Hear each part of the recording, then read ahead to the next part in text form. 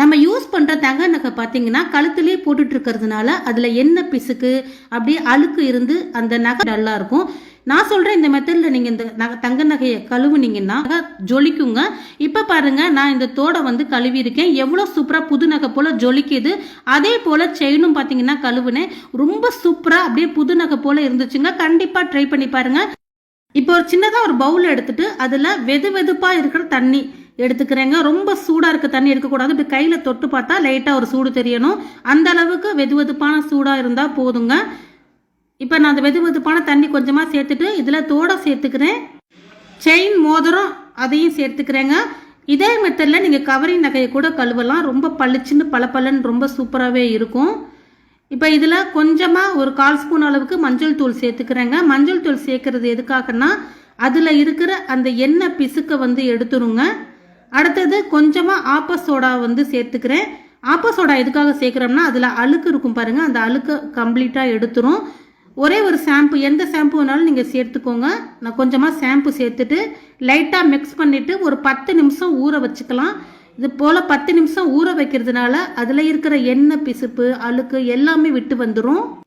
நம்ம லைட்டாக சூடு பண்ணி ஊற்றிருக்க இந்த தண்ணி பார்த்தீங்கன்னா நல்ல தண்ணி தான் கண்டிப்பாக யூஸ் பண்ணணும். உப்பு தண்ணி யூஸ் பண்ணிடாதீங்க. நல்ல தண்ணி ஊற்றி நீங்கள் ஊற வச்சுக்கோங்க. இப்போ 10 நிமிஷம் கழித்து பார்க்குறேன். ஓரளவுக்கு அழுக்கு விட்டு வந்திருக்கும். இன்னும் ஒரு பொருள் யூஸ் பண்ணி இதை நம்ம கழுவலாம்.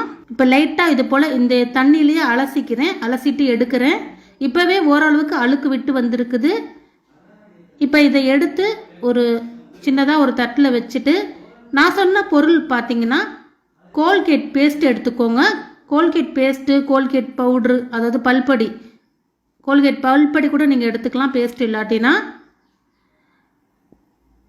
அதை வந்து கொஞ்சமாக எடுத்துக்கிறேன். ஒரு ப்ரஷ்ஷில் எடுத்துக்கிறேன். ப்ரஷ் பார்த்தீங்கன்னா கொஞ்சம் சாஃப்டான ப்ரஷ்ஷாக பார்த்து எடுத்துக்கோங்க. பழைய ப்ரஷ் இருந்தாலும் யூஸ் பண்ணிக்கலாம்.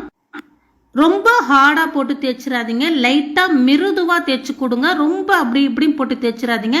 சும்மா லைட்டாக தேய்ச்சி கொடுத்தீங்கன்னாவே போதும். நம்ம ஊற வச்சதுலேயே அழுக்கெல்லாம் விட்டு வரும்.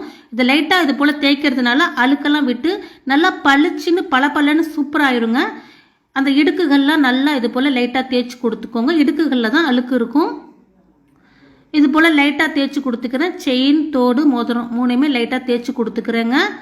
இந்த மெத்தடில் நீங்கள் கவரிங் நகை இருந்தால், எந்த நகை இருந்தாலும் இதே மெத்தடில் செய்து பார்க்கலாம். நல்லா பளிச்சுன்னு பளபளன்னு ஆயிருங்க. இப்போ லைட்டாக மிருதுவாக தேய்ச்சி கொடுத்துட்டு நல்ல தண்ணி எடுத்துகிட்டு வந்து இதை நல்லா அலசி எடுத்துக்கிறேங்க. இப்போ நல்ல தண்ணியில் போட்டு நல்லா அலசிட்டு 2-3 தடவை அலசி எடுத்துருங்க. அவ்வளோதான். ரொம்ப சூப்பராக தங்க நகையை வீட்டிலேயே ஈஸியாக பாலிஷ் பண்ணது போல் நல்லா புதுசாக்கிட்டோம். இதே மெத்தடில் நீங்கள் செய்து பாருங்கள். செய்து பார்த்துட்டு உங்கள் நகை எப்படி க்ளீனாக இருந்துச்சா அப்படிங்கிறத மறக்காமல் கமெண்ட்ஸில் சொல்லுங்கள். இப்போ நல்லா 2-3 தண்ணியில் நல்ல தண்ணி விட்டு நல்லா அலசிட்டேன். இப்போ இதை ஒரு துணி, வெள்ளை துணி வச்சு தொடச்சி எடுத்து வச்சிட்டிங்கன்னா ரொம்ப சூப்பராக இருக்கும். நீங்கள் யூஸ் பண்ணுற தங்க நகை 6 மாதத்துக்கு ஒருக்கே இது போல் செய்து போடுங்க. நல்லா அப்படியே பளிச்சுன்னு அப்போ வாங்கிட்டு வந்த புது நகை போல் ரொம்பவே சூப்பராக இருக்குங்க. இப்போ 2யுமே கழுவி எடுத்துகிட்டு வந்துட்டேன் பாருங்கள். எவ்வளோ சூப்பராக செயினும் நல்லா பளிச்சுன்னு இருக்குது. அடுத்தது தோடும் பார்த்தீங்கன்னா நல்லா பளபளன்னு சூப்பராக இருந்துச்சு. இப்போ தோடை காட்டுறேன் பாருங்கள். நம்ம பேஜை ஃபாலோ பண்ணுங்கள், ஒரு லைக் கொடுத்துருங்க, வீடியோ எல்லாத்துக்குமே ஷேர் பண்ணுங்கள்.